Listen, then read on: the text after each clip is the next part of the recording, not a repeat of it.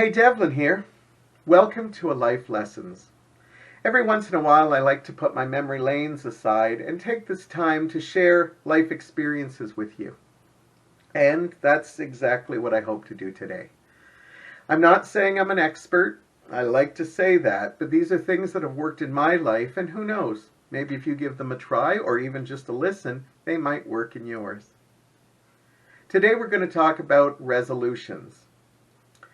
We're just into the new year, and it's probably, you may have already broken some of your New Year's resolutions. Whether you said you quit smoking or quit drinking, quit swearing or diet, start, giving up food and eating healthier. There is a good chance that after only a few days you have broken your resolution. And this happens a lot. But don't kick yourself, because there's a lot of expectation when you put that on yourself. But I'm going to give you a couple of lessons that I hope makes it easier. Because it's great to want to get rid of those bad habits or things that you have caught yourself and you know it's wrong. First of all, don't do it on New Year's. A lot of New Year's resolutions are about giving up stuff, and it's such a big pressure day that it's like everybody just thinks this 1 minute is going to change everything, so it's new year, new life, and that doesn't always work that way. To be honest with you, you can make a resolution anytime. You can make it in February, you can make it in April or August. When you make that big life decision and getting rid of cigarettes out of your life or alcohol or just trying to, exercise more or get rid of the bad foods that you're eating, that's a big commitment. And just to make it as a resolution just on one day is a lot of pressure. There are things you have to be ready to deal with, and that might not come on December 31st, crossing into January 1st. The truth of the matter is you can do that any day. You have to be ready for it. My next tip is not to make a grand declaration about it. You want to lose weight? You want to give up smoking? Don't put it on Facebook or social media. Don't yell it from the rafttops. Yes, you want to be proud you're doing it, but I find the people that do start talking openly about it usually end up not following through. I say make the resolution, tell people close to you if you want, but keep it to yourself, and then do the resolution, and as you're seeing progress, when you're ready, that's when you shout it to the rooftops. I've lost weight. I haven't smoked a cigarette in 15 days. I haven't taken a drink in 50 days. This is when you should be announcing it, and when you wait to see if you actually stay on it.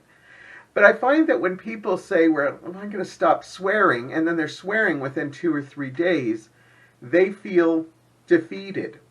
And if you didn't declare that you were doing that, nobody knows you were defeated. Take it as a life lessons and try again. Yes, it's important that you get these bad habits out of the way, but it's also important to remember you have to be ready for that.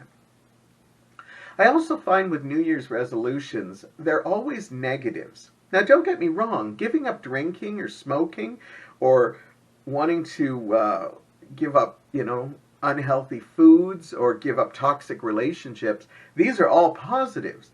But it's a negative because you're subtracting something in your life. Yes, you shouldn't be smoking if you choose not to.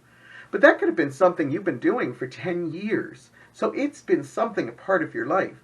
And it's not going to be easy to give up on it.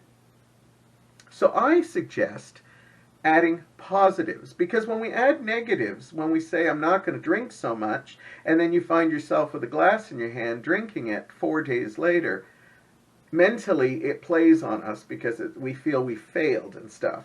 I suggest you add something in your life. I wanted to always paint.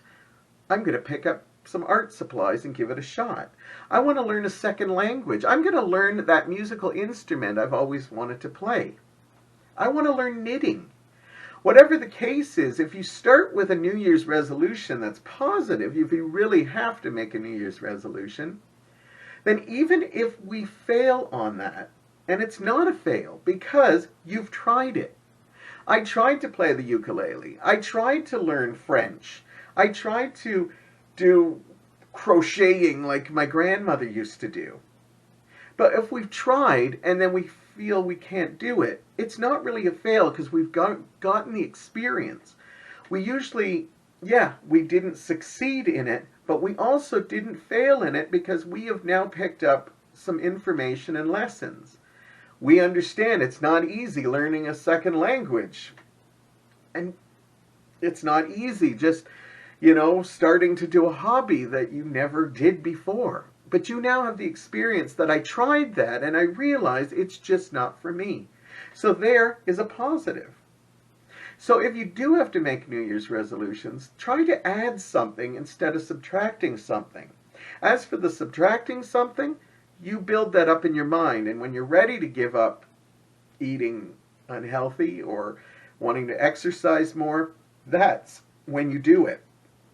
Don't wait till New Year's. You can do it tomorrow. You can do it 3 weeks from now. You can do it 6 months from now. I do urge you to find ways to better yourself. I know I've given up some stuff and it hasn't been easy, but I've also added some stuff. And you know what? Who knows? You might pick up that musical instrument and suddenly become great at it. You may learn a second language and move on to a third.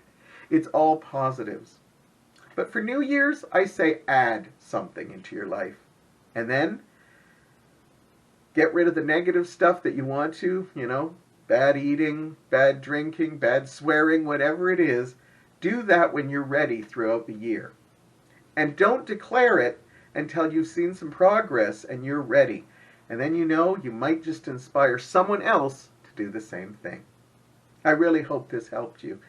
And I hope that you do add something new to your life in 2021. And I do hope you get rid of some of those bad habits. I know I'm hoping to. Thank you for watching.